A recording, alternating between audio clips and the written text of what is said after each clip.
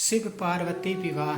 जब सती के खुद को योगाग्नि में भस्म कर लेने का समाचार शिवजी के पास पहुंचा, तब शिवजी ने वीरभद्र को भेजा। उन्होंने वहां जाकर यज्ञ विध्वंस कर डाला और सब देवताओं को यथोचित फल दिया। सती ने मरते समय शिव से यह वर मांगा कि हर जन्म में आप ही मेरे पति हों। इसी कारण उन्होंने हिमांचल के घर जाकर पार्वती का जन्म लिया। जब से पार्वती हिमांचल के घर में जन्मी, तब से उनके घर में सुख और संपत्तियां छा गई। पार्वती जी के आने से पर्वत शोभायमान हो गया। जब नारद जी ने यह सब समाचार सुने तो वह हिमांचल पहुँचे। वहाँ पहुँचकर वह हिमांचल से मिले और हंसकर बोले, तुम्हारी कन्या गुणों की खान है। यह स्वभाव से ही सुंदर, सुशील और शांत है। यह कन्या सुलक्षणों से संपन्न है। यह अपने पति को प्यारी होगी। अब इसमें जो दो चार अवगुण हैं वो भी सुन लो। गुणहीन, मानहीन, माता पिता विहीन, उदासीन, लापरवाह, इसका पति नंगा, योगी, जटाधारी और सांपों को गले में धारण करने वाला होगा। यह बात सुनकर पार्वती के माता पिता चिंतित हो गए। उन्होंने देवर्षि से इसका उपाय पूछा। तब नारद जी बोले, जो दोष मैंने बताए मेरे अनुमान से वे सभी शिव में हैं। अगर शिव जी के साथ विवाह हो जाए तो ये दोष गुण के समान ही हो जाएंगे। यदि तुम्हारी कन्या तप करे तो शिव जी ही इसकी किस्मत बदल सकते हैं। तब यह सुनकर पार्वती जी की माँ विचलित हो गई। उन्होंने पार्वती के पिता से कहा, आप अनुकूल घर में ही अपनी पुत्री का विवाह कीजिएगा, क्योंकि पार्वती मुझे प्राणों से अधिक प्रिय है। पार्वती को देखकर मैना का गला भर आया।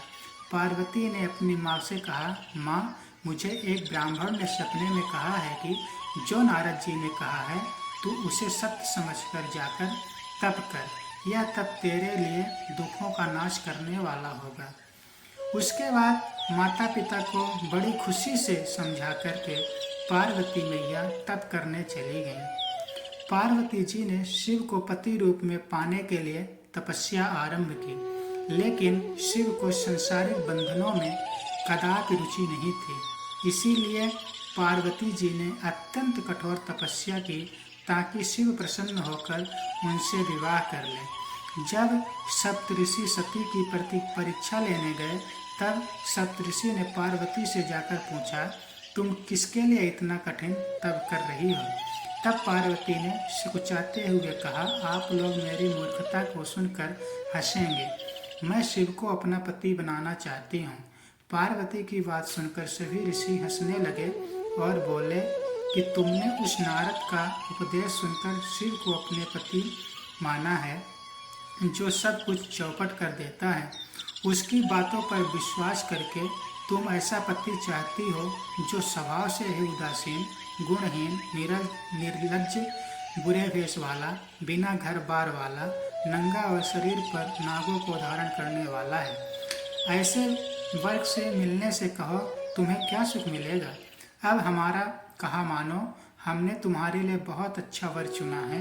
हमने तुम्हारे लिए जो वर चुना है वह लक्ष्मी का स्वामी और वैकुंठपुरी का रहने वाला है। तब पार्वती जी उनकी बात सुनकर बोले, कहा कि मेरा हठ भी पर्वत के ही समान मजबूत है। मैं अपना यह जन्म शिव के लिए हार चुकी हूँ, जो मेरी तो करोड़ों जन्मों तक यही जिद रहेगी। पार्वती की यह बात सुनकर सभी ऋषि बोले, आप माया हैं और शिव भगवान हैं। आप दोनों समस्त जगत के माता पिता हैं। यह कहकर सप्त ऋषि पार्वती को प्रणाम करके वहां से चले गए। पार्वती जी की दृढ़ निष्ठा ने जीत लिया शिव जी का मन। वर्षों तपस्या करने के बाद एक दिन पार्वती के पास एक ब्रह्मचारी आया। वह ब्रह्मचारी तपस्विनी पार्वती का आर्घ्य स्वीकार करने से पूर्व बोल उठा, तुम्हारे जैसी सुकुमारी क्या तपस्या के योग्य है? मैं दीर्घ काल तक तप किया है। चाहो तो मेरा आधा या पूरा तप ले लो, किंतु तुम इतनी कठिन तपस्या मत करो। तुम चाहो तो त्रिभुवन के स्वामी भगवान विष्णु भी। किंतु पार्वती ने ऐसा उपेक्षा का भाव दिखाया कि ब्रह्मचारी 2 क्षण को रुक गया। फिर बोला, योग्य वर में 3 गुण देखे जाते हैं, सौंदर्य, कुलीनता और संपत्ति।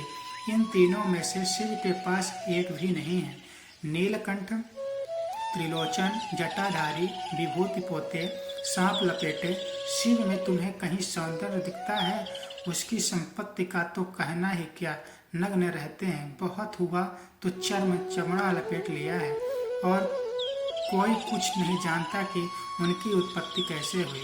ब्रह्मचारी पता नहीं क्या क्या कहता रहा, किंतु अपने आराध्य की निंदा पार्वती को अच्छी नहीं लगी। अतः वे अन्यत्र जाने को उठ खड़ी हुई। तब शिव उनकी निष्ठा देख ब्रह्मचारी रूप त्याग कर प्रकट हुए और उनसे विवाह किया।